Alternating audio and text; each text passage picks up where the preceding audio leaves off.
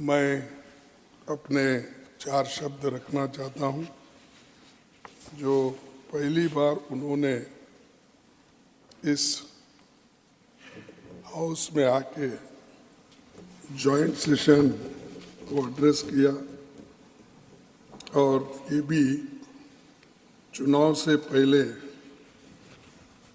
उन्होंने सारी बातें कही और ये बहुत ही उनका जो बजट है उसको मैं उनका जो अभिभाषण है उनको स्वागत करता हूं और उसमें जो कमियां हैं मैं आपके सामने बोलने की कोशिश करता हूं।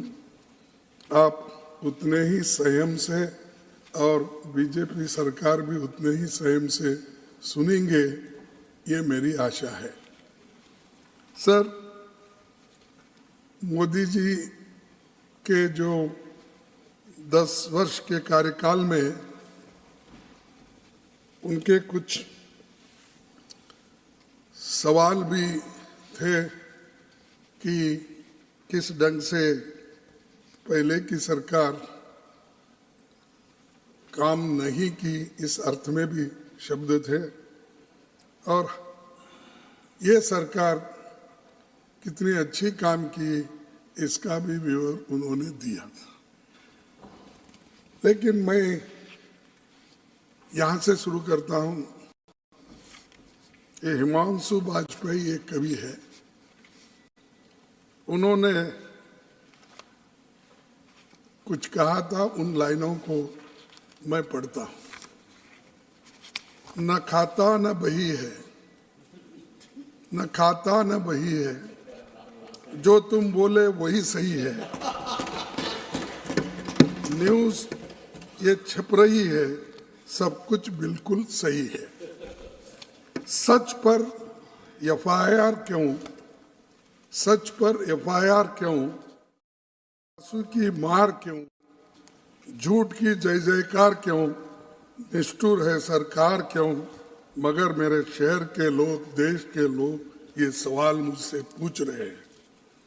तो मैं यही पूछना चाहता हूं, एक तरफ तो आप अपनी बातों को बहुत सी अनेक उसको एडजेक्टिव्स लगाकर आप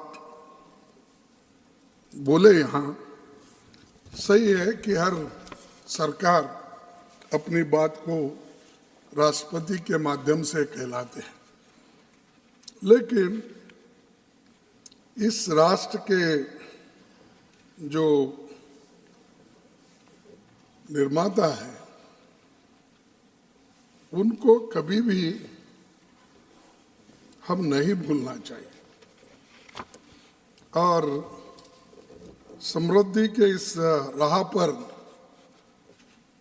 जाने के लिए सबको मिलके काम करना है। लेकिन सबसे जो लोग देश के लोगों को ऊपर लाने की कोशिश करते हैं, वो सबसे बड़े उसमें शिक्षा है। और जब तक लोग शिक्षित नहीं होंगे और अपने हकूक़ रक्षा करेंगे नहीं, तब तक इसका फल गरीबों को नहीं मिलेगा, अछूतों को नहीं मिलेगा, निचले वर्गों को नहीं मिलेगा, जो कमजोर तबके के लोग उनको नहीं मिला। इसीलिए आज़ादी के बाद पंडित जवाहरलाल नेहरू जी ने यही काम किया, शिक्षा के लिए प्रथम स्थान दिया। उन्होंने कईयों प्राइमरी स्कूल से लेकर अपनी योजनाओं में हाई स्कूल, कॉलेजेस सभी, और उसके बाद आईआईटी जैसे इंस्टीट्यूशन भी उन्होंने खोला और ये इंस्टीट्यूशन देश के विजन बने। और जब हम देश के लिए जो एक विजन बना के चलते हैं तो वो बहुत दिन चलता है, लेकिन उसको छोड़ के सिर्फ अपने ही काम पे पीछे जाता है। ये सब एजुकेशंस, जो टेक्निकल एजुकेशंस हो और इसका लाभ चाहे अपना मेडिकल कॉलेजेस हो, इंजीनियरिंग कॉलेज हो, एम्स हो, कुछ भी, इसका लाभ सबको मिलना चाहिए। इसीलिए तो एक तो संविधान में शेड्यूल कास्ट, शेड्यूल ट्राइब्स के लिए और ओबीसी के लिए भी रिजर्वेशन बनाया गया। लेकिन इसमें आज ओबीसी के बच्चों के लिए 27% जो रिजर्वेशन है वो उनको मिलना है, वो नहीं मिल रहा। और क्योंकि कोई कारण लगा के वो घट जाते हैं। एससी एसटी के भी ऐसे ही होते हैं कि कई जगह जो रिजर्वेशन है उसको घटाने की बहुत कोशिश चल रही है, जैसा कि कोई क्वालिफिकेशन बढ़ाना, कोई एक्सपीरियंस बढ़ाना, कोई एज का, ऐसे सारे चीजें लाके ये एससी एसटी ओबीसी के बच्चों को कैसा काटा जाए, ये चंद लोग सोचते हैं। और इसके ऊपर कोई भी सरकार इसको जांच नहीं करती, उनके लिए कोशिश नहीं करती। तो ये बहुत बड़ा जो हमारे देश के लिए नुकसान है। और खासकर स्कॉलरशिप भी, जो स्कॉलरशिप उनको रेगुलरली सोशल जस्टिस डिपार्टमेंट से मिलना चाहिए, वो भी नहीं मिल रहा। वो देरी से जाता है तो वो बोलते हैं कि जब तक आपका पैसा यहाँ भरा नहीं जाता आपको हम एडमिशन दे नहीं सकते, या 1 महीना 2 महीने होने के बाद आपका स्कॉलरशिप नहीं आना, उसीलिए अब यहाँ पर जगह नहीं है, बंद कर दो। ये जो चीजें हैं, इन चीजों को मैं आपके सामने लाना चाहता हूँ। और पहले से ये मानसिकता है कि समाज में, मैं ये मोदी जी आए इसलिए ऐसा हुआ, ये नहीं बोलता हूँ, कि ये समाज की एक मानसिकता है। धार्मिक मानसिकता बोलो या ऊपर नीचे का बोलो, ये सब में है। लेकिन मुझे समझ में नहीं आ रहा कि एक आदमी जो अपने आपके बहुत इधर इधर, पहले तो वो कांग्रेस में थे, एक चीफ मिनिस्टर अब बने, जरा आजकल वो बहुत आपके लाडले बने। और उनका कहना है, मैं दावे से कहता हूं कि उन्होंने बाद में उसको किस ढंग से समाज में कहा मालूम, इसमें मेरे उच्चार में थोड़ी कमी ज्यादा हो सकती है। जितना मोदी जी खुद उसमें संस्कृत में बोलते हैं, उसमें बोलने में मुझे थोड़ी सी तकलीफ होगी, फिर भी आपको जनता को समझाने के लिए। खड़गे जी, अब मैं 11 साल किया हूँ तो ठीक है साहब। Please bear that in mind. कृषि गोरक्ष वाणिज्यम वैश्य कर्म स्वभावजम परिचर्यात्मक कर्म शूद्र सयापी स्वभावजम। ये है खेती, गाय पालन और व्यापार, ये वैश्यों की दायित्व है। और ब्राह्मण, क्षत्रिय और वैश्य की सेवा करना ये शूद्र का कर्तव्य है। एक चीफ मिनिस्टर बोलता है, इस देश का एक चीफ मिनिस्टर ये भाषा बोलता है, उसको निकाल दो। जो व्यक्ति का जो मन में ये है, वो क्या कानून गरीबों के लिए बनाए। ऑनरेबल खड़गे जी, I take मैं किसी का नाम नहीं ले रहा हूँ। This will not go on record. Why? Because you are not following rules. This is said. Rules do not allow you Dr. Baba Saheb Ambedkar in the Samvidhan. This is you can read. I request you. के बाहर क्यों जाएगा sir? ये क्यों जाएगा? How can it be ये done? क्यों जाएगा? ये अनपार्लियामेंट्री है। There is ये no unpa- notice to me. Sir, no, You it have is to give public notice on domain. this. I am No, no. please, See, take your sir. seat. I again appeal to you, follow the rules. You have a Arre, great rule. experience. I acknowledge your experience. Please, please. Sir, मैं Don't get into that देखिए, mode. Prime Don't minister, get into that mode. Please. No, no. Please. I have not named, Please. I have please. not any sin. I am appealing to the Prime Minister. कि how you have kept such people in your party, and that too, you know that you are claiming that social justice I will bring. सबको न्याय मिलेगा, सबका विकास होगा, सबको यही रखने का है। यही आपके मानसिकता है आपके लोगों की। अगर ये है तो आप बोलिए कैसा ये शेड्यूल कास्ट के लोग पढ़ेंगे, कैसा सूत्र में आप भी आते साहब। This will आप not तो go- अबो नहीं, आप ना this will Kshatriya not go है on record. ना वैश्य है No, this ना will not go on ब्राह्मण है। अब आप भी This will not go on record. Go ahead. अरे why? Tell me why, sir. Yes. Is it no? It's a good is question. it- It's a good question. I'll respond. Rules do not permit it. As simple as that.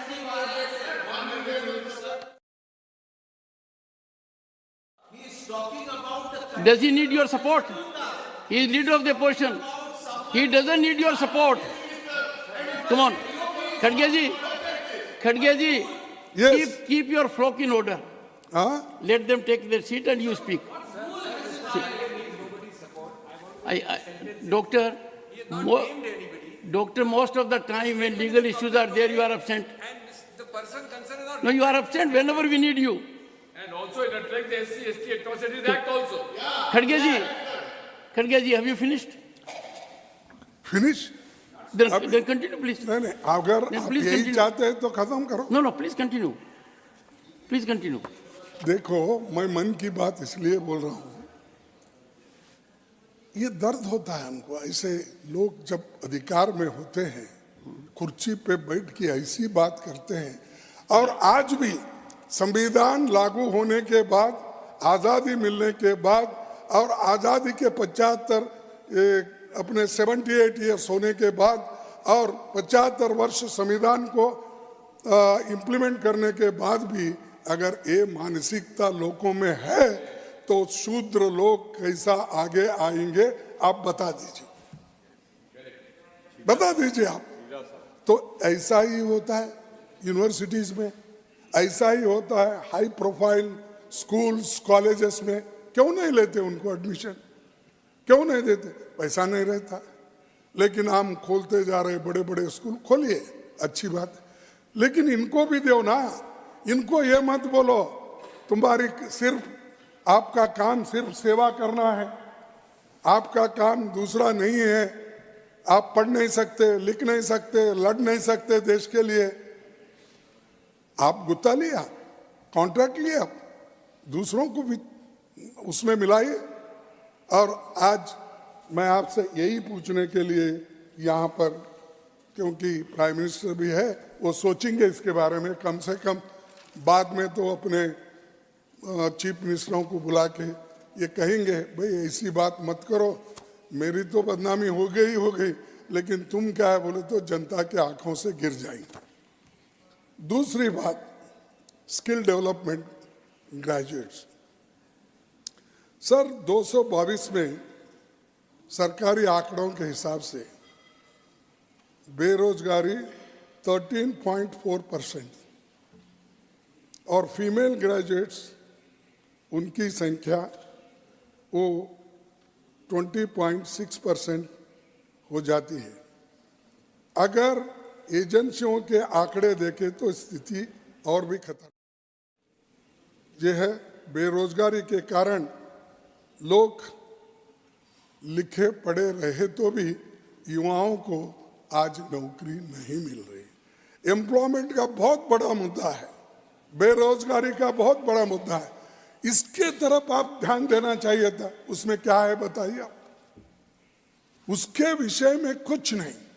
अब युवाओं को तो आप आकर्षित करते हो अपने भाषणों से, ये सब यहाँ जाओ, फॉरेन जाओ, कहीं कहीं जाते ना, हर जगह जाते हैं तो उनको बोल के अपने भाषणों से तो आकर्षित, लेकिन वो पाप बेचारा भूखे पेट से क्या सुनेंगे आपका बात। पेट भूखा है उसका, बेरोजगारी है, वो क्या सुनेगा। तो ये बेरोजगारी के लिए आपने क्या किया, ये हमारा सवाल है। लेकिन उसमें कोई जिक्र नहीं है उसमें। और आज महाराष्ट्र में एक उदाहरण देता हूं, 4,500 वैकेंसीज के लिए जहां से हमारे लीडर ऑफ द हाउस आते हैं, 10 लाख एप्लीकेशंस आए और उसमें MBA, इंजीनियरिंग, ये सब लोग शामिल हैं। तो आप देखिए कितना हम रोज पर रोज कमजोर बनते जा रहे हैं। और दूसरा, आप देखे होंगे, प्राइम मिनिस्टर भी देखे होंगे, खासकर हमारे बीजेपी के प्रेसिडेंट, उनके स्टेट से और हिमाचल प्रदेश से, हरियाणा से, यूपी के बॉर्डर के लोग, बहुत लोग मिलिट्री में जाते हैं, फौज में जाते हैं। तो इजराइल के एक एजेंसी ने जब एप्लीकेशन बुलाए तो हमारा युवा कहता है यहाँ बेरोजगार रहने से अच्छा है मैं इजराइल में काम करते हुए मरना पसंद करूंगा। यहाँ का युवा कैसा बोलता है, और जहां बमबारी हो रही वहां जाने को तैयार है। यूपी का कहता है, वो ये कहता है अगर मुझे यहाँ अच्छी तनख्वाह वाली नौकरी मिल जाए तो कभी इजराइल नहीं जाऊंगा। ये मैं नहीं कह रहा, जनता कह रही, युवा कह रहे हैं। तो आप इनकी जो बात करते हैं, आज पब्लिक सेक्टर्स भी आप खत्म कर रहे हैं। Public sectors most important for reserve class, वो SC हो, ST हो, OBC हो, इकोनॉमिकली वीकर सेक्शंस हो, हम एक पब्लिक सेक्टर्स हो एक के बाद एक खत्म कर रहे हैं। उससे नौकरियां भी खत्म हो रही। सरकार में कम से कम सब मिला के मैं बोलता हूं, चाहे वो रेलवे के हो, चाहे वो पोस्ट ऑफिस के हो, चाहे पुलिस के हो, चाहे केंद्रीय विद्यालय के हो, चाहे सेंट्रल यूनिवर्सिटी के हो, ये सभी मिलाए तो aided institutions plus government institutions आज नियरली 30 लाख वैकेंसीज हैं। तो आप 10-12 हजार को रिक्रूट करते हैं और उसका एप्लीकेशन हमारे प्राइम मिनिस्टर के हाथ से दिलाते हैं। वो तो रूटीन कोर्स है, कोई अंडर सेक्रेटरी भी दे सकता है, डिप्टी सेक्रेटरी। लेकिन 2-4 बार देखा मैं कि वो हमारे प्रधानमंत्री जी के हाथ से दे रहे नौकरियां देना है तो एक बार इसकी मुहिम करो, 30 लाख लोगों को भर्ती करो, जितना चाहे उतना सर्टिफिकेट बांटो। हम उस कहेंगे भाई ये ठीक है इतना, लेकिन 30-30 लाख वैकेंसी खाली और हम उसको उधर नजरअंदाज हम कर रहे हैं। और दूसरी चीज, अब एम्स में भी खाली है बहुत से। मैं पूरा अगर बोलते जाऊं बहुत लंबा हो जाएगा, इसीलिए परसेंटेज बोलूंगा। आज एम्स की वैकेंसी रेट 41% है और 20 में 7 अस्पताल में स्टाफ की कमी है। आपने बोला कि हमने एम्स करा और दूसरे इंस्टीट्यूशंस, हॉस्पिटल्स, वो ये बहुत लंबी चौड़ी अपने भाषण में उन्होंने कहा। लेकिन मैं पूछना चाहता हूं, जहां जरूरी है आप क्यों नहीं देते? मैं बोला कि आर्टिकल 371J ये स्पेशल आर्टिकल सिर्फ हैदराबाद कर्नाटक के लिए लागू है, और वो आखिरी अमेंडमेंट हमने लाया था, जब हमने कोशिश की, सब लोग सपोर्ट किए, उसमें जेटली भी थे, बीएसपी था, सब पार्टी के लोग यूनानिमसली उस अमेंडमेंट को सपोर्ट किए। मैं उसका याद करता हूं। लेकिन मैंने आपसे 2 बार पूछा, नहीं आपके सिद्धरामैया वो जमीन नहीं साहब, वो तो जमीन ईएसआई की है, गवर्नमेंट की है, और एम्स अगर खोलेंगे entire backward class area cover हो जाएगा। लेकिन आपने उसको इंटरेस्ट नहीं लिया। आप ऊपर से तो देखे होंगे, क्योंकि आपकी विमान 1-2 बार वहीं से आ गई, और परसों भी आप 15 दिन पहले वहाँ उतरे गुलबर्गे में अपनी कॉन्स्टिट्यूंसी में। खैर अभी मेरी कॉन्स्टिट्यूंसी नहीं रही, वो आपकी कॉन्स्टिट्यूंसी रही है, वहाँ उतरे, लेकिन कोई फायदा नहीं। उसमें रेलवे वो भी रुक गए, काम एम्स बनाने के रुक गए। बात तो बहुत से भाषणों में आते हैं, लेकिन ये चीज़ हमारे पास नहीं हो रही है। इसके लिए भी मैं आपसे निवेदन करता हूं कि देख लीजिए इधर। अब निवेदन करके भी फायदा क्या है, आखिरी स्टेज में देखेंगे कल क्या होगा, और उसके बाद में बात करूं। लेकिन ये याद दिला रहा हूं, पिछले की बातें भी याद दिला रहा हूं, आगे आने वाली सरकार को भी, कोई भी हो, कोई भी हो, उनको भी ये रास्ता है कि सोचने का कि बैकवर्ड एरिया में किन किन चीजों को आज, क्या बोले, नहीं प्लीज कंटिन्यू। ये क्या होते हैं, मोदी साहब जब आते हैं बहुत एक्टिव होते हैं। नहीं मोदी साहब गए, उनके साथ ही पीछे आते हैं, कोई बैठता नहीं। अब देखो पार्लियामेंट में देखिए, यहाँ भी देखिए, आप चले लिसनिंग टू यू, 2 मिनट में पूरा खाली। Please continue. अच्छा नहीं साहब, आप मत जाओ, लोग उनके मेंबर्स जाएंगे, लेकिन आप मत जाओ मेरा होने तक। सर, और एक प्राइवेट सेक्टर की बात करता हूं।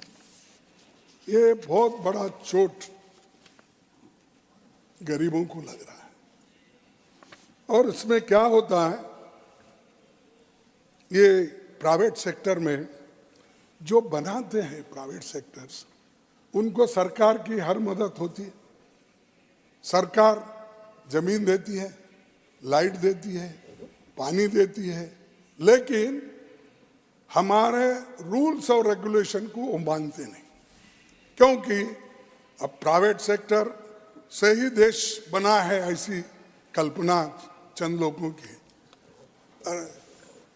पब्लिक सेक्टर पहले आई तभी देश का सुधार हुआ, और आज प्राइवेट सेक्टर हमारे बैंक से पैसे लेते, हमारी इलेक्ट्रिसिटी, हमारी जमीन, ये लेकर भी गरीबों को नहीं लेते, सिर्फ अपने रिश्तेदारों को, अपने कम्युनिटी के लोग, और उनको जो होना उनको लेते हैं। बाकी के लोगों को डेली वेजेस पे, कॉन्ट्रैक्ट बेसिस पे लेते हैं, उनका पेट, एक दिन की रोटी भी उनको नहीं मिलता।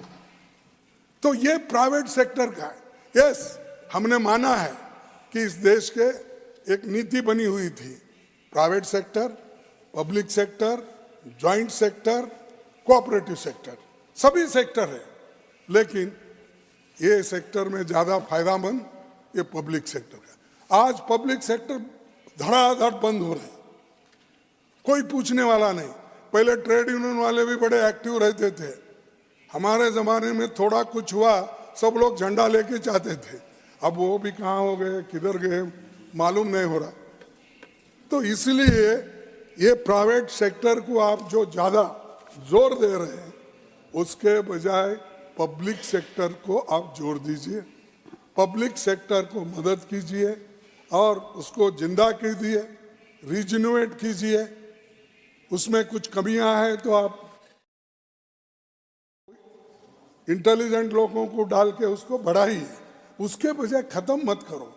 अगर मेरे को सर, मेरे को क्या बोलते वो, अगर खांसी आई और इसको क्या बोलते, जुकाम आया, कुछ आया, तो जुकाम आया इसलिए नाक काट लो, ऐसा होता है? उसको दवा ढूंढो साहब। पब्लिक सेक्टर्स ये गरीबों के लिए और देश के लिए भी अच्छा है। तो ये मैं इस बार कहना चाहता हूँ। और उसके बारे में भी कुछ नहीं बताया गया। और अग्निपथ योजना ये बहुत आपका प्रिय योजना है और ये योजना आपने किया 4 साल के लिए, लेकिन लोग ये समझे जैसा कि हर जगह स्टाइफंड्री, इसमें जो अग्निवीर का जो योजना है, इस 4 साल की नौकरी के बाद हम मिलिट्री में जाएंगे, भरी जवानी में जाते हैं। पहले कहा कि एक बात आ गई, 100 लोगों में से 25 लोगों को ड्रॉप किया जाएगा, 75 लोगों को उसमें शामिल किया जाएगा।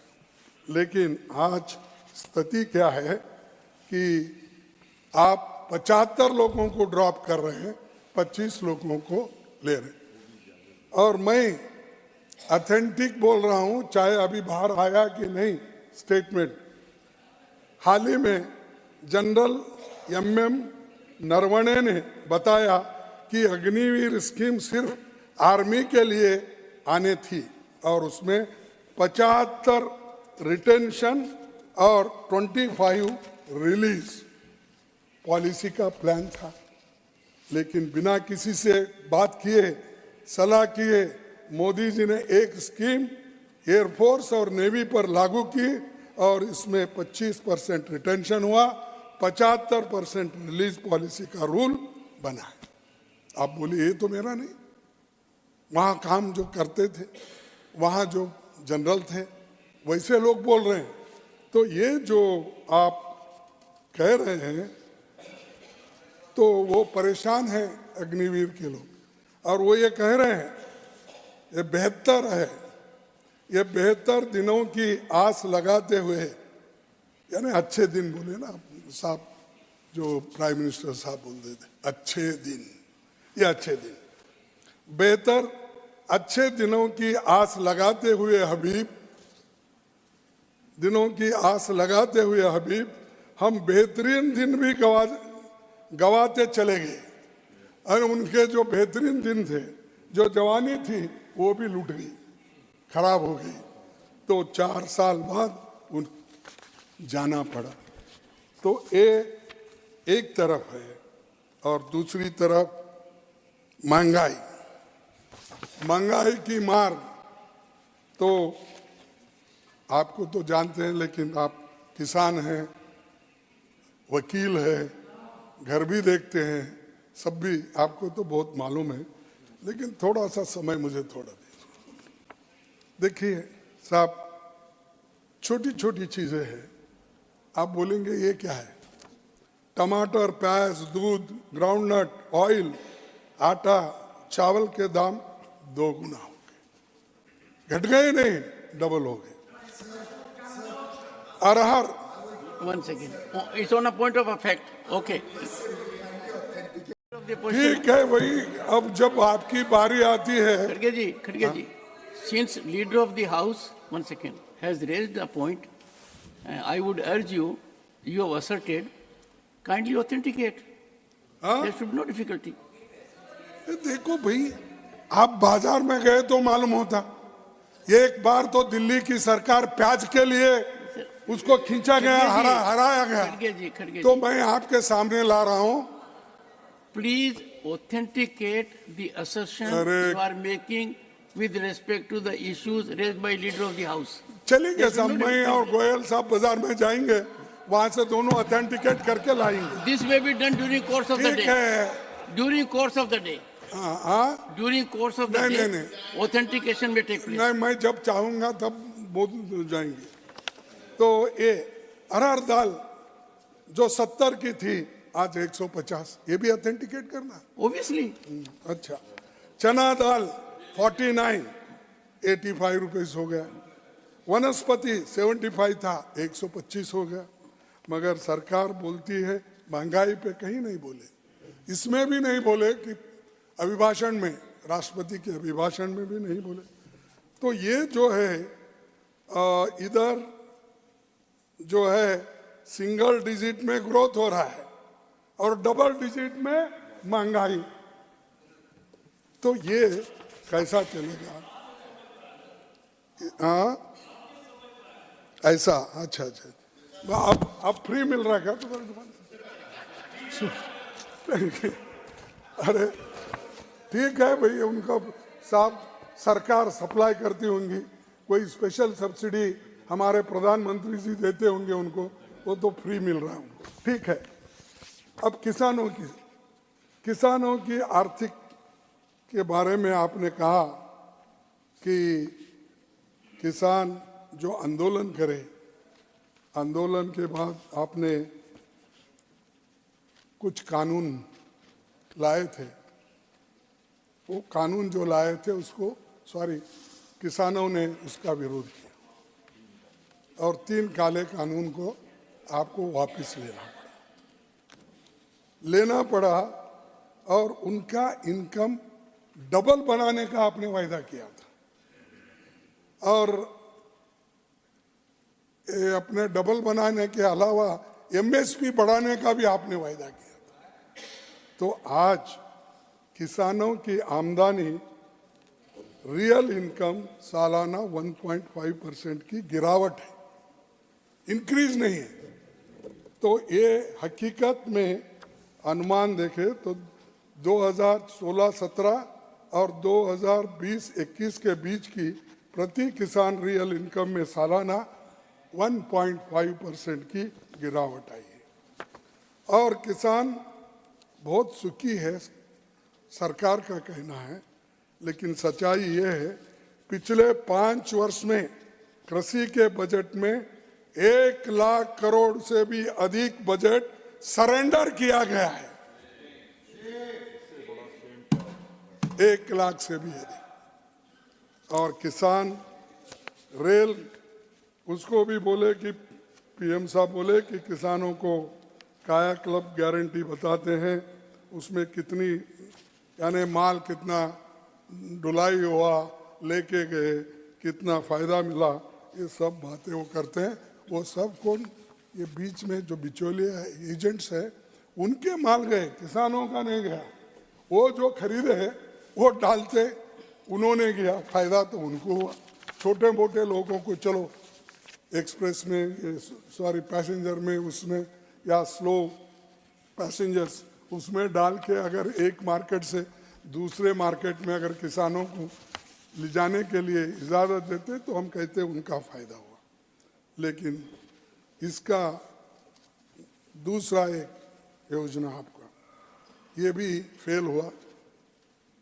21-22 तक पीएम फसल बीमा योजना में कुल 2,761 करोड़ रुपए पेंडिंग क्लेम्स में बकाया है।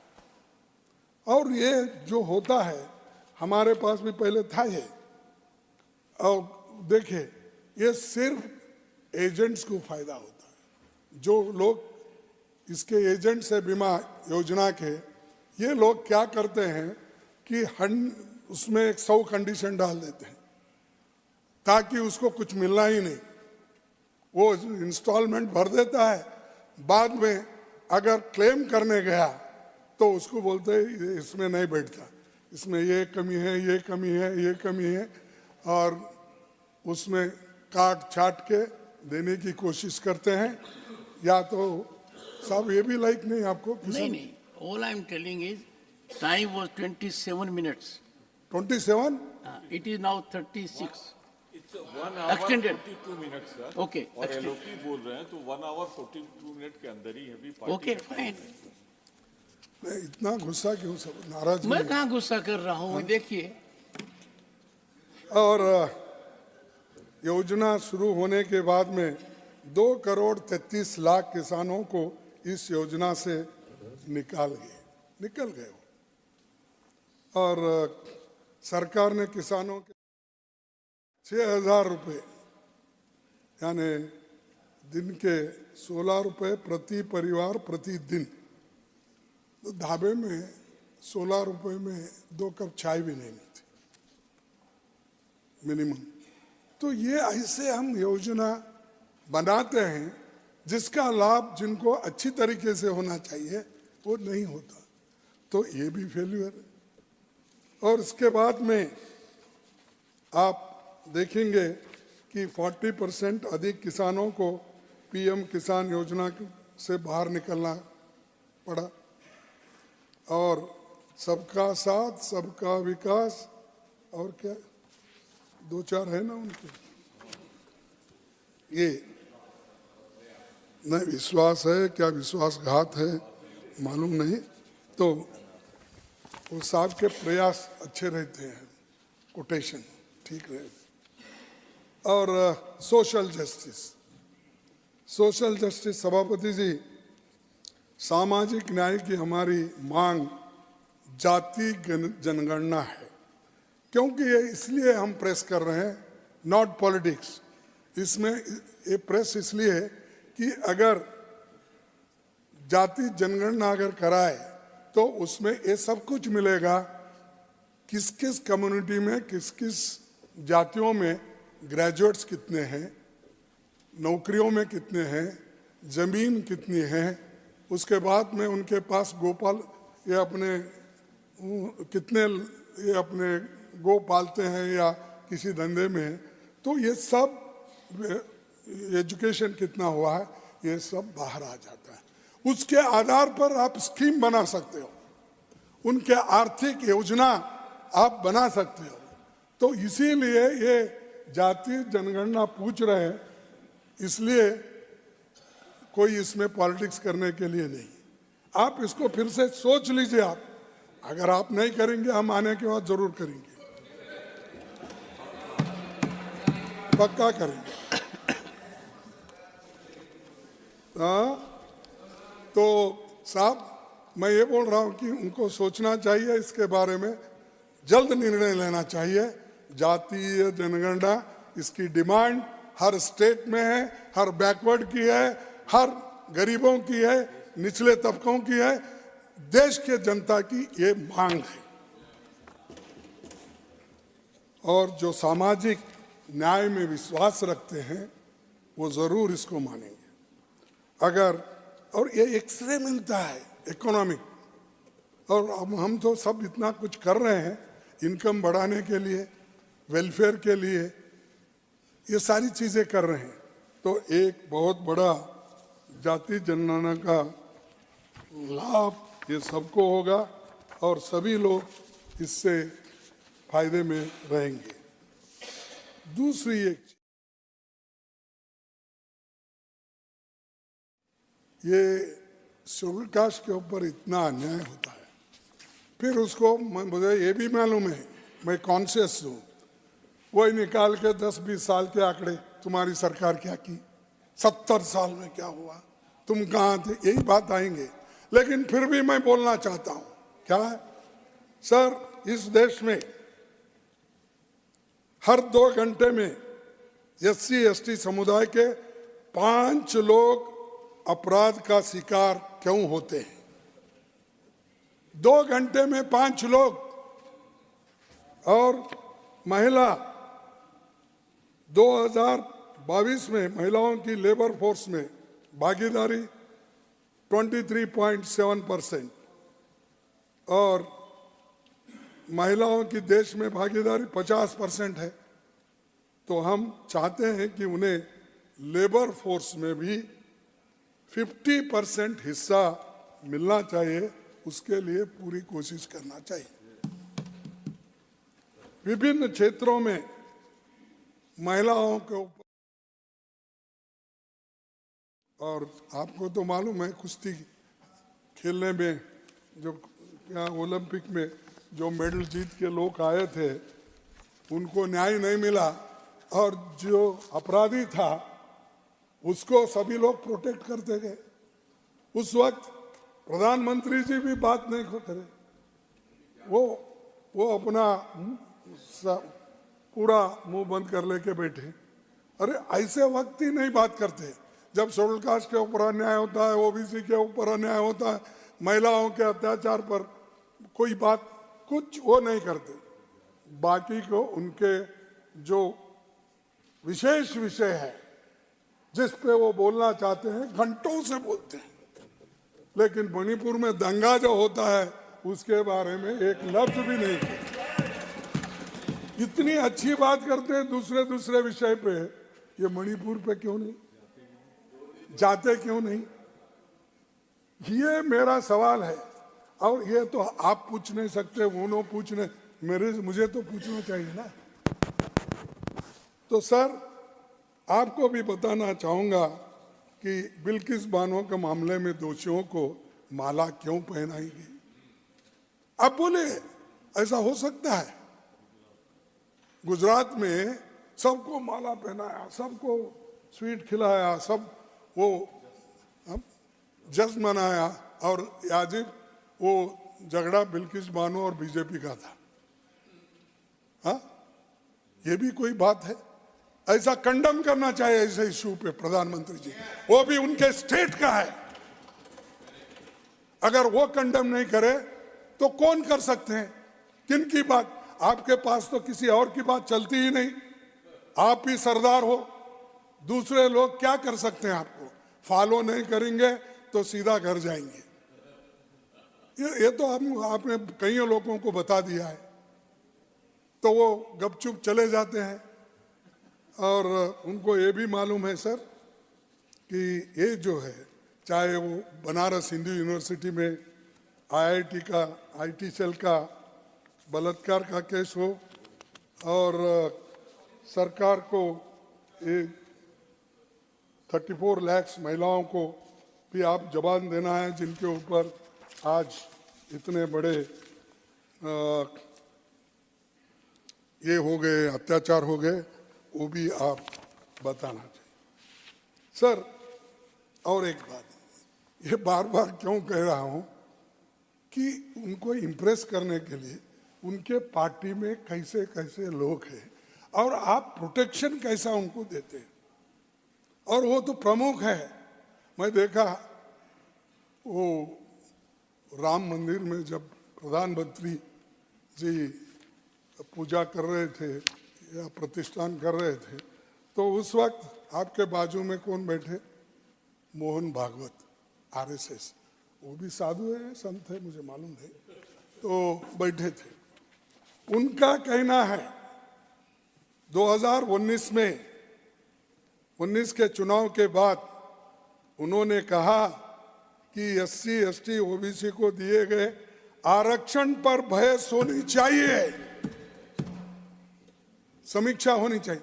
क्या आप चाहते हैं ऐसे लोग आपके साथ बैठ के जब करते हैं?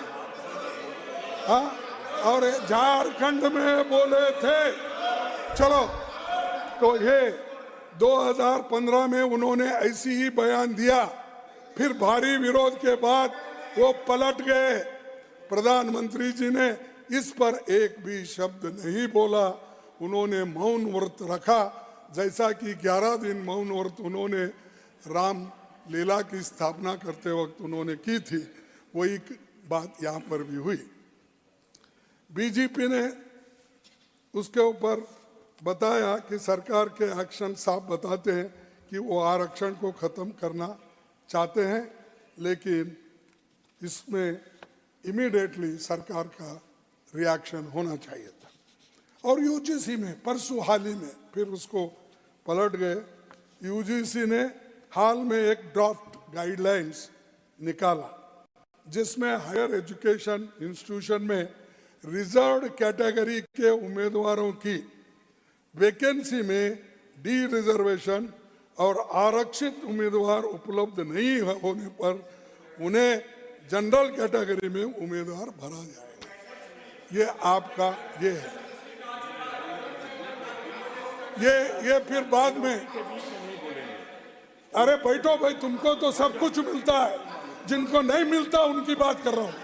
तुमको तो सब कुछ मिलता है, जो जिनको नहीं मिल रहा है मैं उनकी बात कर रहा हूं। खड़गे जी, डोंट इंटरफियर खड़गे जी, सर। आरक्षण से वो वंचित है। अब यूजीसी के कहिए, उनसे कहिए, आप तो दूसरे जगह तो टेम्पररी भर रहे, अगर कोई नहीं मिलता तब तक आप बैकलॉग को कंप्लीट डी रिजर्व करने के बजाय आप थोड़े दिन स्टाइफंड ग्रेजुएट्स को ले सकते हैं, या सॉरी अपने लेक्चरर्स जो भी रहते टेम्पररी ले सकते हैं, अपने काम चलाओ, लेकिन वो नहीं, निकालो, सर काटो इनके, दबाओ, यही इनका उसूल है और इसी के लिए ही ये काम करते हैं। और एक वुमेन रिप्रेजेंटेशन का झूठा दावा, हमेशा ओबीसी वुमेन्स को रिजर्वेशन 50% देंगे, हाँ दो भी। फिर परसों जब अपने सुप्रीम कोर्ट में एक PIL दाखिल हुआ था, वो सुप्रीम कोर्ट ने जो आदेश दिया था जल्द से जल्द इसको होना चाहिए, फिर क्यों उसको आपने उसको काउंटर अफिडेविट डाला? लेना था और लेकर, आपका इतना बहुमत है, अब तो पहले 330 334 की, अब ने तो 400 पार हो रहा है।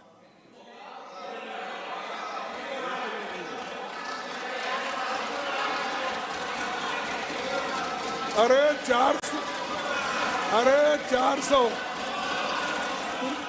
अरे तुम सुन क्या, ठीक है, हम देखो MLA लड़े, MP लड़े, आज आखिरी वक्त इस राज्यसभा में आए, यहाँ के लोग तो पूरा मोदी जी के आशीर्वाद से ही आए हैं, और आशीर्वाद से आने के बाद उनका काम है तब बचाना। प्लीज ऐसा लोग माने खड़गे जी ने आज वाकई में सत्य कहा और सत्य के अलावा कुछ नहीं कहा। Never a leader of opposition has been so applauded. It's a record. आपके बयान की इतनी तारीफ की जा रही है। देखो मेरे बयान की तारीफ नहीं, मैं वो भी समझता हूँ, तो यानी अपने आप को ढोल बजा रहे, 400 आएंगे 5, भाई आपके आने हैं, हाँ आपके आने हैं, तो ये सब क्यों नहीं कर रहे? अब आप इस बार 100 भी पार नहीं कर सकेंगे, 100 भी। इंडिया स्ट्रांग है, इंडिया स्ट्रांग है। और हाँ फिर बोलो इंडिया कमजोर है, इंडिया कमजोर है सर, मैं आपको पूछता हूँ इंडिया कमजोर है?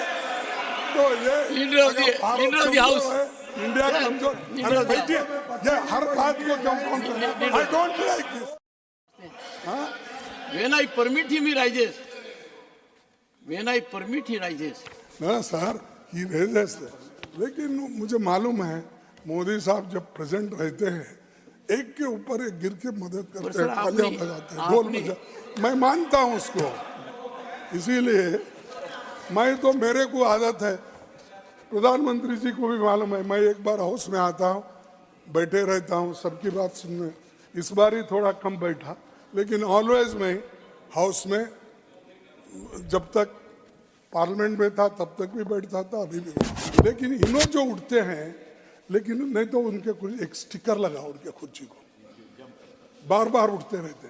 स्प्रिंग, या तो स्प्रिंग की कुर्सी दे दो, फिर मेरी समस्या हो जाएगी, मुझे कईयों के लगानी पड़ेगी। नहीं नहीं कहीं, मेरी बहुत बड़ी समस्या हो जाएगी। नहीं नहीं नहीं, कहीं कहीं ये एक एक्सपेरिमेंट करो, उसके बाद देखेंगे। प्लीज तो कंटिन्यू। जान दो, देखिए ये जो वुमेन रिजर्वेशन है, इसको भी लाने के लिए आप डर गए। क्यों डर गए अब मुझे मालूम हो, क्योंकि आप नीति ही ऐसी है, ब्राह्मण क्षत्रिय वैश्य इनको ही देना हो, महिलाओं को भी नहीं। महिला शूद्र ये एक ही है, महिला और शूद्र एक ही है। तो इसका तुलसीदास का कहना, नर नारी ये सब कानून के ऊपर। खड़गे ji sir this will not go on record. नहीं साहब, ये मेरे नहीं, नर नारी ये सब कांडन के मैं बोला हूँ। वन सेकेंड ये सब इसमें one second leader of the house. Sir हमने बहुत टॉलरेट किया। नहीं please. देखिए, I urge you to, no sir, I am there. please.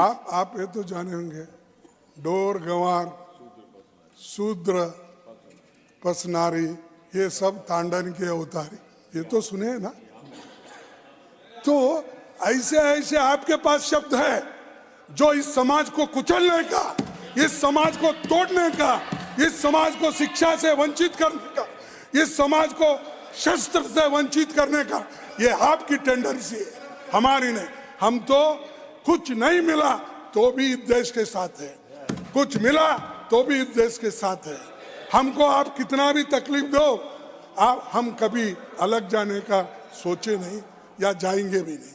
तुम लोग सब खा के, सब पेट भर के बैठे हो, फिर भी इनके बारे में नहीं सोचते, यही बहुत बड़ा दुख है। सर, और एक बात मैं कहूंगा कि ये चुनावी प्रक्रिया, सरकार सीईसी की नियुक्ति के जिस तरह नियंत्रित कर रही है, उसके चुनाव आयोग की स्वतंत्रता खतरे में है। और पास यहाँ की यानी कारखाने की एक्सपीरियंस नहीं, ऐसे लोग उसमें घुस गए और घुस जाने के बाद वो क्या क्या करते ईवीएम में मालूम नहीं, या सरकार कैसी उनको वहाँ पर डायरेक्टर, अरे ये क्या है अभी? Come on. What are we to say?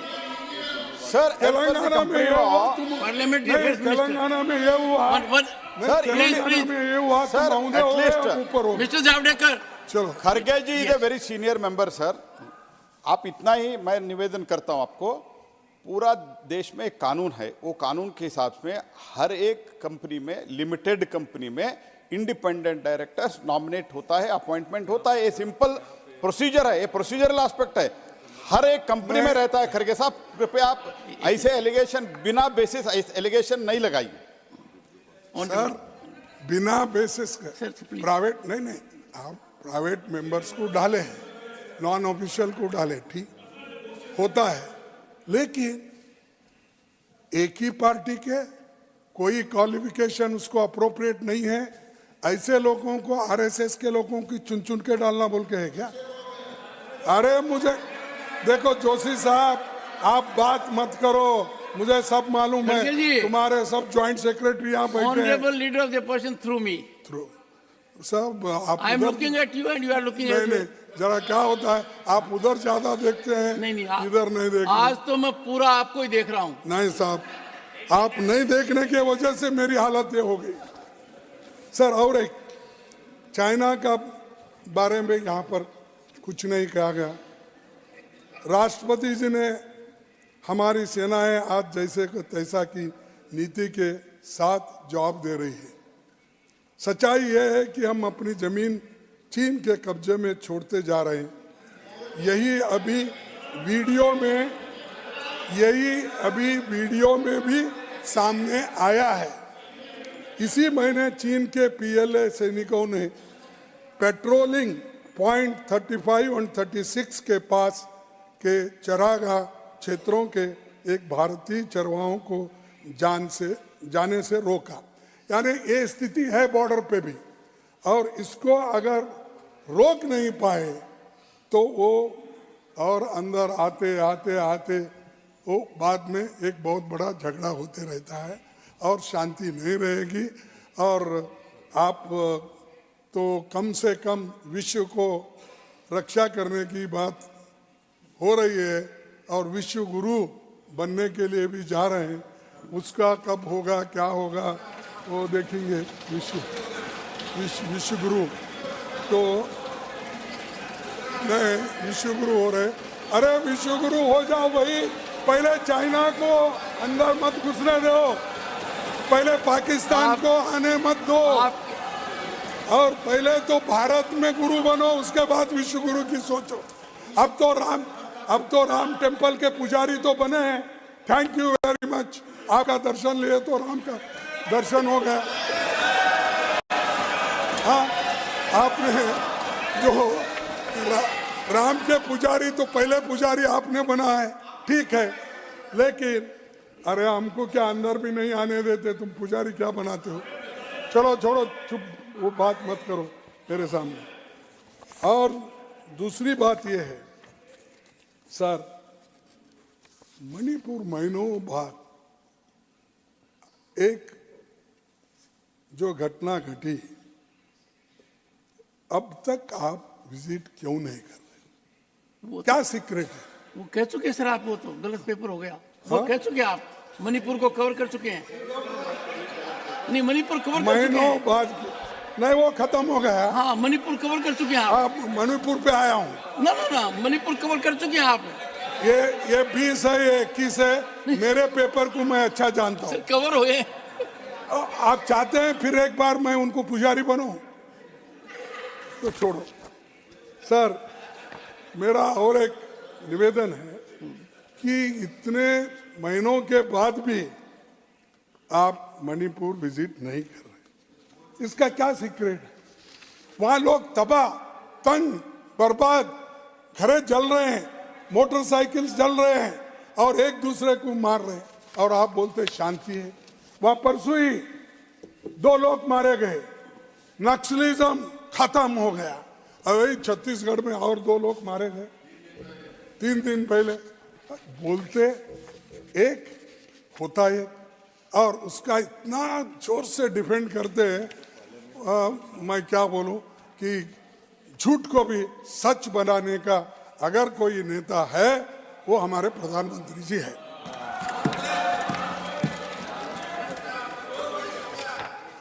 Sir, और एक बात आपको कहूँ ना, ये जो पिछले 10 सालों में एक एक करके देश के एक सेकंड खड़गे जी, फेडरल स्ट्रक्चर को झूठ अनपार्लियामेंट्री है, असत्य पार्लियामेंट्री अफेयर्स। असत्य को सत्य करने में वो प्रवीण है। हो गया? हिंदी, जो हिंदी मुझे आती है उसमें बदलाव करो तो। और दूसरा साहब, फेडरल स्ट्रक्चर्स में जिस स्टेट में आपको जहां बाढ़ आई पैसे रिलीज नहीं करे, जहां ड्रॉट है कर्नाटक में आधे भाग में वहां पर भी नहीं दिए, बंगाल में नरेगा का पैसा रिलीज नहीं करे, आंध्र प्रदेश में 10 साल से स्पेशल कैटेगरी की मांग हो रही, वो कुछ नहीं कर रहे। और आंध्रा के लोग विशाखापट्टनम के लिए स्टील प्लांट के लिए प्राइवेटाइजेशन मत करो, इसको पब्लिक सेक्टर में रखो। ये बहुत बड़ा नुकसान देश के लिए होगा। अगर आप पब्लिक सेक्टर में रखें तो गरीबों का फायदा होगा, अगर किसी प्राइवेट को दिए उसको वहाँ नौकरी भी नहीं मिलेगी, सिर्फ प्राइवेट लोगों को फायदा होगा और दलित, एससी, एसटी ये सब मर जाएंगे। कम से कम रिजर्वेशन तो है, ऐसे जगह तो कुछ ना कुछ उनको मिलता है। अगर एससी, एसटी, बैकवर्ड क्लास ये मर जान दो, कुछ भी होने दो, अगर आप ऐसी आपकी इच्छा है, ना एक दिन इनकलाब जिंदाबाद आएगा, आएगा, क्योंकि लोगों का टॉलरेंस लोग होता है, देखते हैं, देख कर एकदम उठते हैं। तो ये, और एक नीति आयोग के सीईओ, वो उनके बहुत ही उनके वक्त ही उनका अपॉइंटमेंट हुआ था, उन्होंने भी यही कहा कि भाजपा सरकार के एंटी फेडरल तरीकों का सच बताया उन्होंने। और फाइनेंस कमीशन का भी उन्होंने हिस्सा कम करने का किस ढंग से वो दबाव आता है वो भी उन्होंने परसों ही पेपर में आया, आप पढ़े होंगे, क्योंकि आप हर बारीकी से हर चीज़ देखते हैं, तो ये भी आप देखे होंगे, मैं समझता। फिर मोदी जी की योजना का 10 सालों में ये 142 योजनाएं शुरू की गई। 142 अनेक्सर 2 मैं देखता हूं।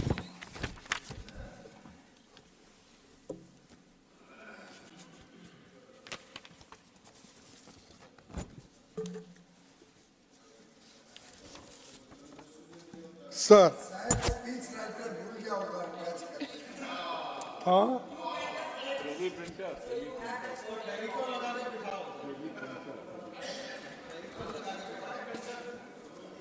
तो आपको जरा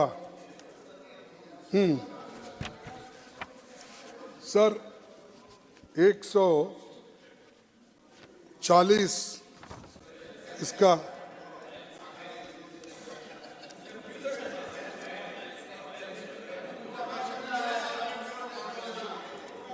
हाँ, प्रधानमंत्री जी द्वारा पिछले 10 वर्षों में लगभग 142 योजनाएं शुरू की गई। इनमें से लगभग 20 योजनाएं पीएम प्रीफिक्स के साथ है। जैसी उस वक्त बोलने में क्या तुम सो गए थे? मैं अब जाग रहा हूं, मैं बोल रहा हूं। चुप बैठ। Please please please. प्रधानमंत्री जी द्वारा पिछले 10 वर्षों में लगभग 142 योजनाओं की शुरुआत की गई। इनमें लगभग 20 योजनाओं में पीएम प्रीफिक्स के साथ है, जैसे कि पीएम किसान, पीएम आवास योजना, पीएम फसल बीमा योजना और भी पीएम है। और उसके बाद छोड़ो भाई, वन सेकेंड, अरे वो please please please sir parliamentary affairs minister.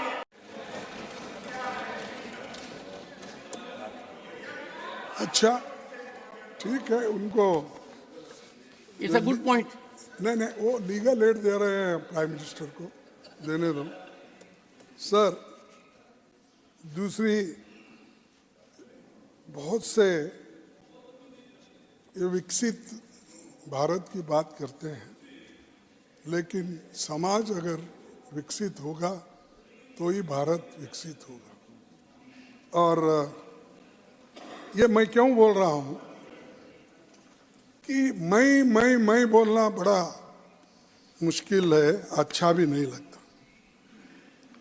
अपने अभी नहीं, क्योंकि ये 10 साल हो गए, कैसा भी आप उधर जाएंगे, हम आप यहीं रहेंगे राज्यसभा में। ये तो लोग जाना पड़ता ना सब लोग उसके लिए। तो 1500 स्पेशली इक्विप्ड व्हीकल्स को देश के लगभग 2,50,000 विलेजेस में भेजा जा रहा है, जिन पर लिखा दिया है मोदी सरकार की गारंटी। और ये भी बोलो भाई पीएम की गारंटी बोलो, इसमें क्यों मोदी की गारंटी? क्योंकि इलेक्शन जा रहे हैं वो। और मोदी सरकार की गारंटी। और सुनते जाओ, ये जो गाड़ियां जा रहे हैं उसके अलावा मोदी जी अपनी गारंटी बहुत बोले। और आज तो न्यूज़पेपर में आता है, कौन सा न्यूज़पेपर आप निकालिए, मैं भी 7, 8, 10 पेपर देखता हूं, जो खास करके एडिटोरियल और बीच में जो लिखते उतना, बाकी का उसमें झंझट में नहीं जाता। लेकिन मैं देखता हूं ऊपर लिखा हुआ मोदी जी की ये गारंटी, गैस की गारंटी, उसकी गारंटी, ऐसा रोज आता है, रोज एक। अरे भाई आपके पास खूब पैसे है, कितना करना करो, लेकिन कुछ होने वाला नहीं, इंडिया जीतेगा। सर मेरी गारंटी, अरे सुनो मोदी साहब क्या कहते वो तो सुनो। जी सर मोदी क्या कहते वो तो सुनो। मेरी गारंटी मेरी कड़ी मेहनत है, इनकी नहीं है, इनकी है। और दृढ़ता का प्रतिबिंब है, मोदी जी खुद के बारे में बताते हैं, ये उन्होंने कहा है, ये सभी पेपर में भी।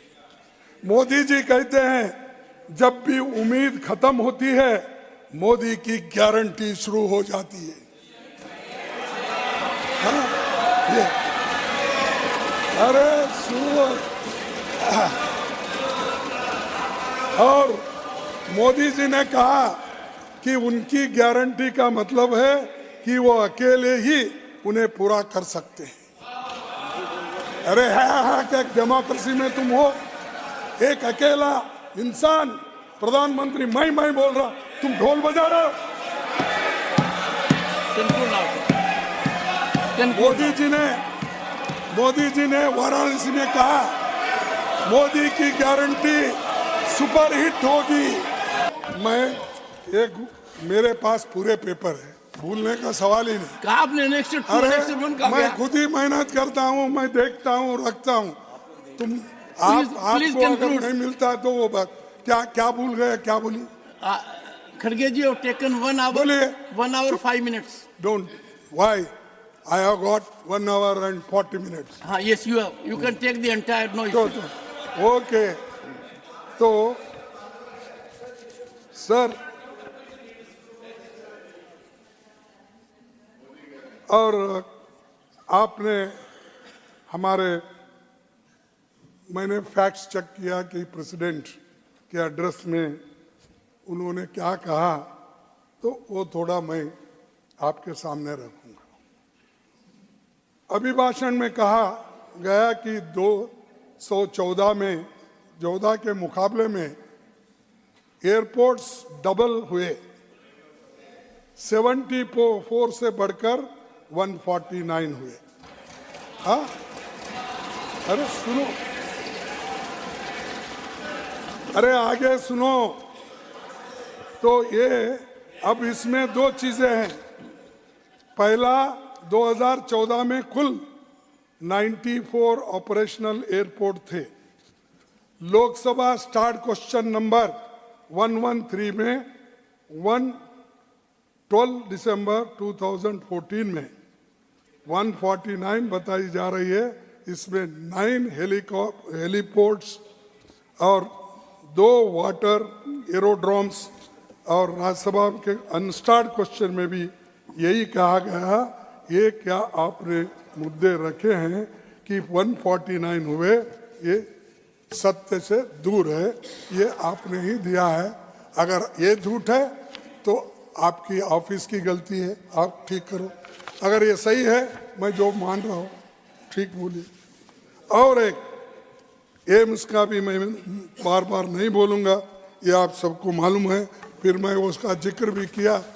कम से कम प्राइम मिनिस्टर सुने होंगे, क्योंकि वो बार बार गुलबर्गा आते हैं और वहाँ पर उतरते भी है, जाते भी है, फिरते भी है, हर कॉन्स्टिट्यूंसी में जाते।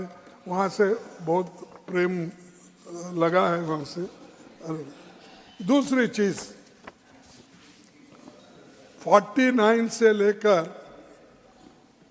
अब 3 कॉलम में मैं आपको बताऊंगा कि आपने हर कांग्रेस पार्टी को नीचा दिखाने के लिए, नेहरू जी को बार बार नीचा दिखाने के लिए बहुत सी बातें आपने बोली, और जो उन्होंने, नेहरू जी ने जो काम किया उसके बारे में कभी आपने प्रशंसा नहीं की। जो देश के लिए जेल गए, देश के लिए लड़े, आज़ादी के लिए लड़े, और पंचवार्षिक योजना की उन्होंने नींव डाली। डेमोक्रेसी के लिए उन्होंने अपना सर्वस्व, अगर कोई अपोजिशन का भी है उनको वो इज्जत देते थे, कहते थे। लेकिन आप क्या कर रहे हो? उनकी सत्यता को छुपाने की बात आप करते हैं। सर, लिटरेसी रेट 1951 में 18.3% था और 13-14 में 74% हुआ। कितना हुआ? 74%। आज कितना है? 77%। नहीं देखो, टीका भी करना है तो तुम स्टैटिस्टिक्स हमारे भी पढ़ते जाओ, करो, डेमोक्रेसी है, हमारे कमियां निकालो। सिर्फ जलसी से बात मत करो, टीका मत करो बगैर सोचे समझे। नेहरू जी के बारे में, यही नेहरू जी का जमाना है ना। और देखिए, लाइफ एक्सपेक्टेंसी साहब, अगर हम उस वक्त पैदा होते तो आपकी हमारी लाइफ एक्सपेक्टेंसी सिर्फ 32 इयर्स होती थी। आपकी 70 के ऊपर नहीं बढ़ती थी, मेरे 80 के ऊपर नहीं बढ़ता। उनका भी 70 तक आया, 71 तक। ये बढ़ता नहीं था, तो 70 साल तक बढ़ी, 32 ईयर्स से लाइफ एक्सपेक्टेंसी 70 ईयर्स। अब आपके जमाने में 69.27 ईयर्स लाइफ एक्सपेक्टेंसी हुआ। बोलो, 9 महीने कम हो गए। और दूसरी चीज, इन्फेंट मोर्टेलिटी 165 डेथ्स पर 1000, ये 1951 के पहले था। तो 2013-14 में 38 डेथ्स पर 1000 इन्फेंट्स, क्या घटा? जो है वो 29 तक आया। और 38 करने के बाद भी क्या किया ये सरकार ने? ये सब कुछ किया। प्राइम मिनिस्टर प्राइमरी स्कूल्स 2,09,051 में थे, 51 से पहले। 13-14 तक 7,90,000 स्कूल्स बने। और आपके जमाने में स्कूल्स कम हो गए, इसलिए कि प्राइवेट को आपने ज्यादा प्रोत्साहन दिया। और 2021 में आपके 7.6 लाख हो गया। अपर प्राइमरी स्कूल्स 13,600 और 4,13,14 और 4,35,00,000 इन 2023 में हुआ। और secondary higher inter junior colleges 7,400 थे, और हमारे ज़माने में 2,34,000 2014 तक। अब 2,92,000। अब कॉलेजेस 630 थे देश में बिफोर 50, और आज 24 तक 36,639 कॉलेजेस। बड़ा घटा।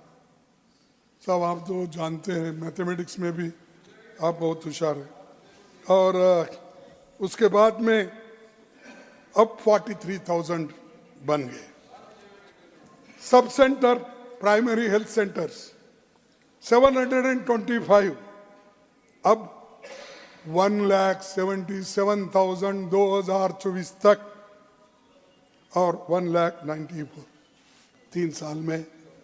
एक नहीं 2023 का 1,94,000, पहले 1,77,000, मतलब तो इसका 1,500 2,000 कुछ बढ़ गए। नेट इरिगेटेड एरिया, ये तो किसानों के लिए 2,10,000 हेक्टर पहले थी, और हमारे जमाने में 13-14 में 6,80,000 हेक्टर्स। बड़ा क्या घटा? फिर आपके जमाने में 7 लाख हेक्टर बन गया। तो अरे आप कुछ नहीं किए, ये किए सो बता रहा हूं, और आप क्या किए वो भी बता रहा हूं। Percentage of rural house holds 2.2% और 83% 2014 में रूरल हाउस होल्ड। अब आपने 12% बढ़ाया, 99% 2019 में। फिगर एज इट इज है। ये अपनी अचीवमेंट है, इसको भी आप कंडम करते हैं। अरे आंकड़े हैं, इसको मिटा नहीं सकते आप दूसरे चीजों को मिटा सकते हो, लेकिन इन चीजों को तो नहीं मिटा। इसीलिए आप 2021 का सेंसस क्यों नहीं कर रहे? 2011 का है, 2021 का क्यों नहीं लाए? अगर लाए आपको मालूम होता कितने लिटरेट है, कितने हम आगे आए हैं, कितने ग्रोथ है, ये सारी चीजें आपको मालूम हो जाएंगी। क्यों नहीं कर रहे हैं 10 साल में? बाकी सारी चीजें कहते हैं, लेकिन ये इसलिए नहीं, आपका पोल खुल जाएगा। क्योंकि सेंसस अगर बाहर आ गए, सच्चाई बाहर आएगी। सच्चाई जब बाहर आएगी, आपकी पोल खुल जाएगी। तो इसीलिए अध्यक्ष महोदय, मैं आपको ये बात इसलिए रख रहा हूं, कुछ नहीं किए नहीं बोलो, मत बोलो। कुछ किए हैं, इसीलिए डेमोक्रेसी आज देश में जिंदा है और आप भी हैं। नहीं तो डेमोक्रेसी को बर्बाद करने के लोग बहुत थे आपके पास, सब ब्रिटिशरों के पास चले गए थे नौकरी के लिए। सर इन्वेस्टमेंट की बात करते हैं। नेट फॉरेन डायरेक्ट इन्वेस्टमेंट ये कितना था यूपीए के जमाने में? 1087.6 था, तो 426.2 ड्यूरिंग मोदी टाइम। और सुनो सुनो सुनो, आप बाद में बोलो ना। नहीं, और ग्रॉस डोमेस्टिक प्रोडक्ट, नहीं खड़गे जी, फॉरेन इन्वेस्टमेंट के बारे में जरा बताइए figure. Net foreign direct investment, जो बाहर का इन्वेस्टमेंट आता है, वो उस वक्त अमाउंट जो होता है, पहले कितना था और अब कितना है? अरे उसी का बोल रहा हूं मैं। Change during UPA 1087.6%। अब क्या है? 426 घट गया। अरे उसका ये गलत है बोल के आप दे दो, अरे ये गलत है बोल के दे दो वहां। दूसरा gross domestic product 302.3%, 142%। Per capita GDP 244.7, अब 119। ये जो आंकड़े हैं आप देख सकते हैं, और मैं आपके सामने ही रख रहा हूं। ये रख देना सर, आपका नहीं ये रखूंगा। ठीक रहेगा, रख देना। यही क्यों सारे चीजें रख देता हाँ हूं। बिल्कुल ठीक है। ये की क्यों कार्रवाई का हिस्सा बने। तो दूसरी चीज जो है, और हमारे मोदी साहब की गारंटी तो मैं पढ़ा, और सारे चीज़ें उसमें मैंने बताया किस ढंग से वो काम चल रहा है। और एक आखिरी 2 चीज़ें मैं बताऊंगा। पॉलिटिकल अपोजिशन, अब क्या है, अपोजिशन पार्टी को देखते ही ये सरकार को एलर्जी, जिसको देखे उसको अंदर डालो, ईडी, इनकम टैक्स, और जिसको डालो उसको अंदर लाओ और वॉशिंग मशीन में डालो, वो क्लीन हो जाता है, क्लीन हो जाता। राज्यसभा में लाओ, क्लीन। और 411 एमएलए इधर से उधर हो गए 10 साल में, तोड़ फोड़ में, और सरकारें गिराए, सरकारें बने। ये सब नीति आपकी ठीक है? आप इसको ठीक मानते हैं? और आप मेरे पास जब रहता है, मेरे पार्टी में जब रहता है, वो करप्ट और सब, तुम्हारे पार्टी में आते कि दूसरे दिन ही वो अच्छा बन जाता है, उसका केस ठहरा जाता है, निकाला जाता है, और उनको सबको प्रोटेक्शन मिलता है। जो नहीं सुनता, आप नहीं सुनते, जाओ जेल, सुनते आओ इधर। ये नीति आपकी है, और हमको बोल रहे हैं कि पाठ सिखाते हैं, ये डेमोक्रेसी को ये करे वो करे। तो ये जो इनकी हमेशा देखो भाई, सबको पाठ पढ़ाते हो, हाँ, ये तो नीति आप ही की है। हम कुछ यहाँ पर बोलते हैं तो उसके खिलाफ हिंदू मुसलमान लाते हैं। आज़ादी के पहले तो आपकी पार्टी ने, जनसंघ ने मुस्लिम लीग के साथ गवर्नमेंट करी थी 3 स्टेट में।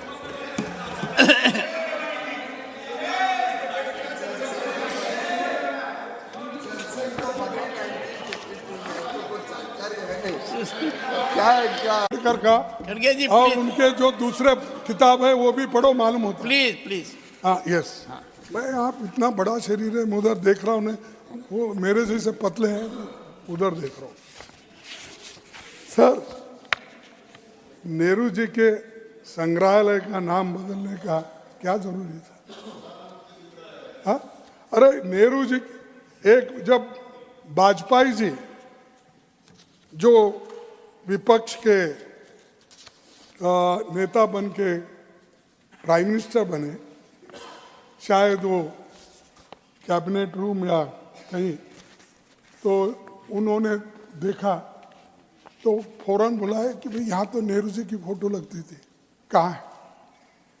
नहीं साहब, वो ऐसा ऐसा कोई बोले कि गवर्नमेंट बदल गई। अरे गवर्नमेंट बदल गई, वो तो पहले प्राइम मिनिस्टर है, लेके आओ, लगाओ। ये है कम से कम अटल बिहारी का तो सुनो, ये बीजेपी नहीं है, बीजेपी है तोड़फोड़ सरकार। खड़गे जी, हाँ, तो ये है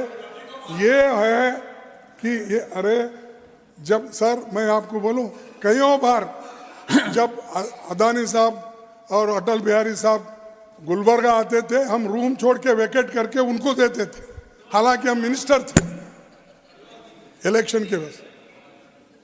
तो क्योंकि हमारे दोस्त उसमें थे, थोड़े पहले से क्लासमेट्स हुए थे, आके रिक्वेस्ट करते थे, सर तो तुम्हारा घर है, आप घर को जाओ, ये ऐवान शाही छोड़ दो। हम किसी को उस चंद्रशेखर का भी है, चंद्रशेखर का यहाँ उनके हाँ वह नीरज है, उठ उठ के बहुत बात करते हैं। उनके पिताजी को, मेरे को सब अरेस्ट कर रहे थे 1971 में, 70 में, जब वीरेंद्र पाटिल वहाँ पर, हमारे घर के बाजू में ही रहते वीरेंद्र पाटिल, उन्होंने हमको अरेस्ट करा था। उन्होंने 4 बार आए, कौन? चंद्रशेखर जी, चंद्रशेखर, मोहन धारिया, कृष्णाकांत, अर्जुन अरोरा, ये सब लोग प्रचार के लिए निकले। तो आज अरे ऐसा हम मिलजुल के बहुत से चीजें काम करते थे, यहाँ सब दुश्मनी से, हर चीज दुश्मनी से। अगर ऐसा देश अगर चलाने की कोशिश करे, ये रियली एक बहुत बड़ा देश के लिए और डेमोक्रेसी के लिए ठीक नहीं है।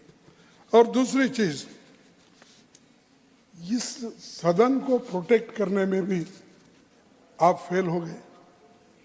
जो डेमोक्रेसी को, ये तो टेम्पल है ना लोकशाही का, इसको भी प्रोटेक्ट करने में आप फेल हो गए। और जो लोग पकड़े गए, सर मैं बताता हूं कि हमको जो इंफॉर्मेशन पकड़े गए, उन्होंने एफिडेविट दिया कि हमको इलेक्ट्रिक ये लगा के, मार के, धमका के हमको कहने लगा रहे हैं कि फलाना फलाना पार्टी का नाम लो। सदन में जो कूदे थे वो उन लोगों के बारे में उन्होंने तो अब एफिडेविट भी दिया है। तो ये है सदन की सुरक्षा। ये जो जनता से चुन के आते हैं, उनकी सुरक्षा के लिए ऐसी ये ऐसा होता है। तो आप याद रखिए, किस किस को आप ये बनाना चाहते, बलि का बकरा। तो आप दूसरी चीज, आपको मैं ज़्यादा नहीं कहना चाहता, जो कुछ कहा हूँ और उसका उत्तर हमारे प्रधानमंत्री जी देंगे। खास करके मेरे पहले पन्नों से जो हमने लिया, रिजर्वेशन का, उसके बाद किसानों का, इन्फ्लेशन का, अनएम्प्लॉयमेंट का, इसके बारे में तो ज़रूर वो बोलेंगे। और उसके बाद मैं आखिरी में ये भी कहता हूँ कि झारखंड की स्थिति क्या होगी। झारखंड में एक को तो तुम बुला के ईडी के केस में उसको अरेस्ट कर दिया। अरेस्ट करने के बाद वो रिजाइन करे, गवर्नर के पास गए और उन्होंने अपना राजीनामा दिया, राजीनामा एक्सेप्ट हुआ। अगर राजीनामा एक्सेप्ट होने के बाद 43 लोग लाइन में बस में बैठे हुए थे, उनके सिग्नेचर लेकर उनको दिया। तब उन्होंने ये भी नामांकित किया कि फलाना फलाना चंपा सूरन उसको लीडर बनाइए हमारे पार्टी की तरफ से। तो वो आदिवासी नेता देने के बाद भी वहां के गवर्नर बोले मैं इसके ऊपर सोचता हूं, और वहां पर तुमको संख्या बल रही।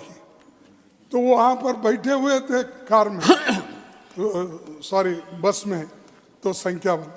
दूसरे दिन फिर वो जाके मिले, इतनी संख्या है हमारे पास। तो उनको बोले ठीक है, तो कल 12:30 बजे आप वोट ले लो। 12:30 बजे उनको बोले, फिर बोले कि विश्वास मत, मैं आपको डेट देता हूं 8-10 दिन में। तो ये अपोजिशन के लिए, और आप क्या कर रहे हैं? नीतीश साहब बिहार में राजीनामा दिए, 15 मिनट में राजीनामा स्वीकार हुआ। उनको वोट लेने की, शपथ लेने की टाइम भी दी गई, और उन्होंने उसी वक्त अपना कैबिनेट भी फॉर्म किया। अरे आधा घंटे में एक का काम सब होता है, और यहाँ मेजॉरिटी रहते हुए एक ही पार्टी की, एक ही महागठबंधन की, उनको ऐसा करते। Is it this democracy sir? Is it this democracy? उसको, और ये भी ट्राइबल का आदमी है, लेने दिया सो वाला ट्राइबल, ले अब जो वोट लिया वो भी ट्राइबल। तो इस ढंग से अगर आप ट्रीट करते जाओगे तो लोगों का विश्वास उठ के चले जाएगा डेमोक्रेसी के ऊपर। और ये निश्चित रूप से मैं कहूंगा कि आप बुरा न माने तो यहाँ प्रधानमंत्री कहाँ ये आखिरी इलेक्शन डिक्लेयर करते मुझे मालूम नहीं, इसके बाद इलेक्शन नहीं। मैं इतना पॉपुलर हो गया, डेमोक्रेसी की जरूरत ही नहीं है बोलेंगे, इससे ये दिख रहा। तो 16 घंटे में पार्टी बदलते, पलट मारते, ये पलटू रामों को आप लोग सपोर्ट करते हो। जो सीधा सीधा आके आपको देता है उसको आप नकारते हो, ये ठीक नहीं है।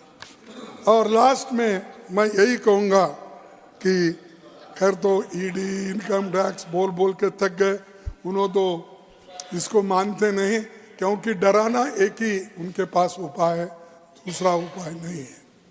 हम देश का विकास चाहते हैं, उनका कहना, हम भी देश का विकास चाहते हैं।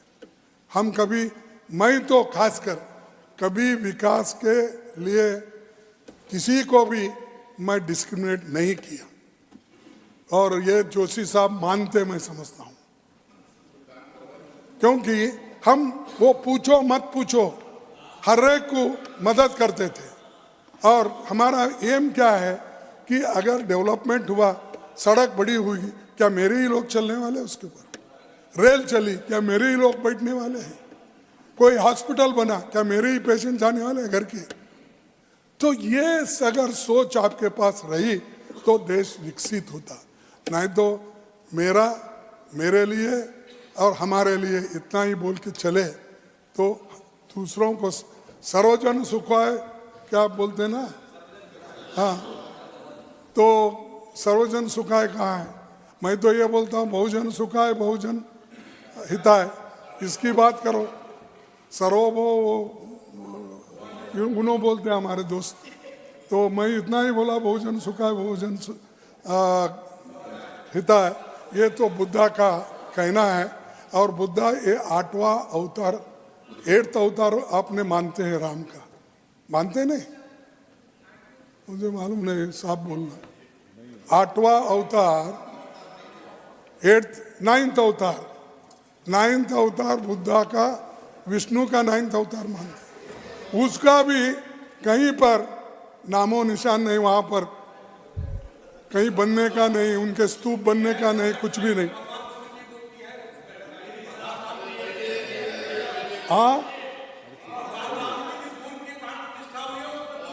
हाँ, उसीलिए बोला आप पूजा 9th अवतार की करो, 9th अवतार की करेंगे तो साइंटिफिक थिंकिंग आ जाएगा आपके दिमाग में। तो मैं टीका नहीं कर रहा हूं, ठीक है आप ठीक बोले, ऐसे लोग जरा ज्यादा बढ़ गए तो बीजेपी ठीक हो जाएगी। सर मैं आखिरी बात ये कहूंगा, गरीब और कमजोर तबकों को न्याय मिले, ये हमारी नीति है जिस पर हम चलते रहेंगे। आप कितनी भी उपेक्षा करें, हम ये सवाल उठाते रहेंगे। आखिरी में मैं ये कहूंगा, मेरा हर लफ्ज है अमन के लिए, मेरा हर लफ्ज है अमन के लिए, मेरी हर सांस बंदगी के लिए, मेरी हर सांस बंदगी के लिए मैं हवा के खिलाफ चलता हूं। मैं हवा के खिलाफ चलता हूं सिर्फ इंसान की खुशी के लिए। धन्यवाद, आपको नमस्कार। आप बहुत शांति से इस बार सुने, इसीलिए आप